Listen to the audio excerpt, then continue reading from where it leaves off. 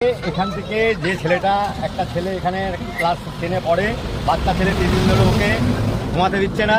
উনি স্বপ্ন আদেশ করছে যে আমাকে বাঁচা, তুলে নে, এখান থেকে বের কর। 3টে গর্ত করেছে, পায়নি। তারপরে যখন চতুর্থ গর্ত বলছে এটাই দেখবো, যদি হয় হবে, না হলে না হবে। চতুর্থ গর্ত যখন সাপল মেরেছে তখনই দেখছে যে এখানটা একটা মূর্তি উঠছে। অর্থাৎ মূর্তিটা যখন উঠেছে, আমরা এখান দিয়ে প্রত্যেক দিন যাতায়াত করি, কোনোদিন এই গাছ দেখিনি। বট গাছ আছে, অশ্বত্থ গাছ আছে একসঙ্গে, ঠিক আছে।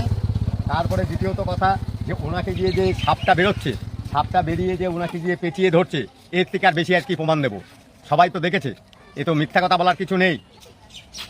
সবাইকে দেখিয়েছি যে এখানে কেউ কিছু ছাড়েও নি, কিছুই না। সাপটা এখনো আছে এই গাছের গোড়ায়।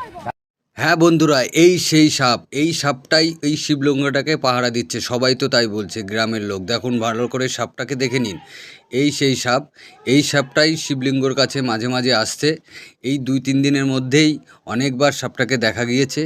গ্রামের লোক তো তাই বলছে। হ্যাঁ বন্ধুরা, এই সে বিনগর খদ্দাপাড়া।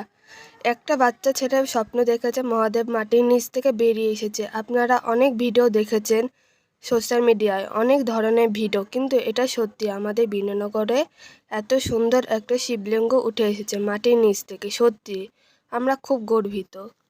সত্যি কথা বলতে এখানে প্রচুর লোক এসেছে। দেখুন, এখানে আইসক্রিমের দোকানও বসেছে। এই সেই শিবলিঙ্গ। আমি এটা দুপুরবেলা তুলেছিলাম, বিকালবেলার দিকে ভিডিওটা করেছিলাম। এই দেখুন, সত্যি অসাধারণ। না দেখলে হয়তো অনেকে বিশ্বাস করবেন না। অনেকে অনেক রকম ধরনের কথা বলছে, কিন্তু কি বলুন তো, মানুষে বলে না, বিশ্বাসে মিলাই বস্তু তর্কে বহুদূর। সেই জন্য বলবো, যারা এখন এই ধরনের কথা বলছেন তারা অবশ্যই একবার আসবেন। এই সেই গাছ, এই যে আমার পেছনে যে গাছটা দেখতে পাচ্ছেন, এই গাছের গোড়াতেই সাপটা আছে। সবাই তো তাই বলছে। যেহেতু আমার বাড়ি এখান থেকে মোটামুটি 5 মিনিটের রাস্তা, তাই আমি গিয়েছিলাম। আমার বন্ধুরা ফোন করেছিল, সেই টাইমে দেখি এখানে অনেকগুলো দোকানও বসেছে, যেরকম আইসক্রিমের দোকান। আরও অনেক লোকজন এসেছে, অনেক দূর দূর থেকে লোক আসছে দেখতে।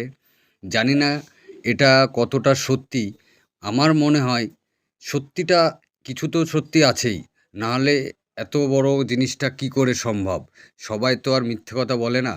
কিছু কিছু এখন এখানে সোশ্যাল মিডিয়ার প্রচুর লোক এসছে, অনেকে ভিডিও করছে, প্রচুর প্রচুর ইউটিউবার, ফেসবুক আর বড় বড় কন্টেন্ট ক্রিয়েটাররাও এসছে, এবং নিউজ চ্যানেলে দেখা গেছে। সবাই ভিডিওটাকে অবশ্যই